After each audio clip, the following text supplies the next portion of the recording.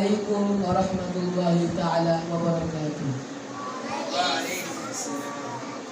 আপনারা সবাই কেমন আছেন? আলহামদুলিল্লাহ। আমার আঞ্জুমানের ক্যাপ্টেন আমাদের দিয়েছে মুসলমানের হাসিপুর থেকে মানুষের ক্ষমতা।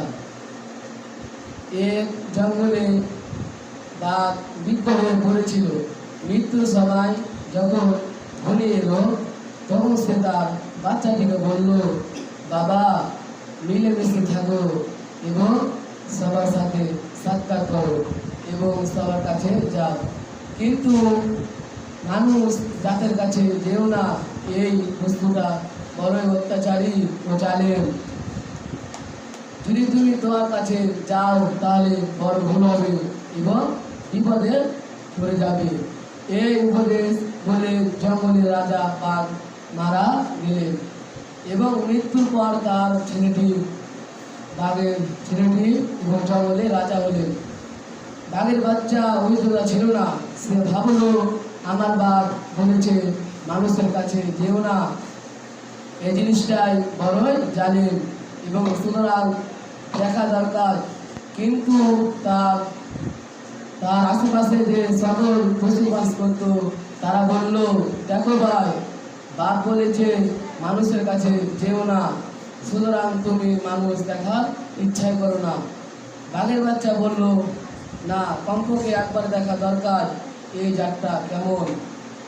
সে বাপের উপদেশ না মেনে সে বের হলেন মানুষ দেখতে। প্রথমে একটি দেখতে পেলেন ঘোড়াটি লাফাতে লাফাতে যাচ্ছিল। সে মনে মনে ভাবল, এটাই হবে মানুষ। সে ঘোড়াটিকে যে বলল, জনাব, আপনার নাম কি? মানুষ। ঘোড়াটি বলল, আস্তাগফিরুল্লাহ, তুমি আমার সামনে কোন জালেমের নাম নিয়েছো?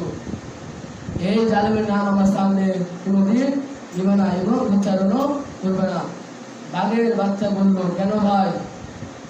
ঘোড়াটি বলল, আমি এত সুন্দর মানুষ এবং ঘোড়া আমার উপরে তোলা দিয়ে চলে আমার উপরে চাবুকের বাড়ি আমাকে ইরিক সিরিক করলে আমাকে চাবুক বাড়ি মারে।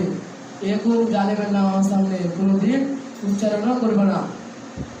বাঘের বাচ্চা ভাবল, হাই রে মানুষটাকে কত বড়!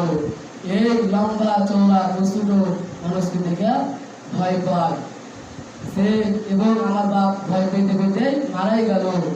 সে আরো এগিয়ে গেল। সে হঠাৎ একটি চোখে বলল, উটটিকে উঠে বলল। সে মনে মনে ভাবলো, এটাই হবে মানুষ, কেননা এক গজও সোজা নয় এবং ঘাড় অন্যদিকে, কোমর অন্যদিকে এবং পাগুলো আরেক দিকে এবং সে ঘোড়ার চেয়েও 4 হাত উঁচু। সে উটকে বলল, জনাব, আপনার নাম কি? মানুষ। উট বলল, লা হাওলা ওয়ালা কুওয়াতা, এবং জীবের নাম আমার সামনে কোনোদিন নেবে না। বাঘের বাচ্চা বলল, কেন ভাই? আমি একা শত নয়, আমার শত শত ভাইদেরকে মানুষ আমাদের লাখের ভিতরে সুতা ভরে আমাদেরকে টেনে টেনে নিয়ে যায়। আমরা শুধু চিল্লাতে পারি এবং কাঁদতে পারি, তো আমরা কোনোদিন কিছু করতে পারি না। এই রকম জালেমের নাম আমার সামনে কোনোদিন উচ্চারণও করবে না। আসসালামু আলাইকুম ওয়া রাহমাতুল্লাহি তাআলা ওয়া বারাকাতুহু।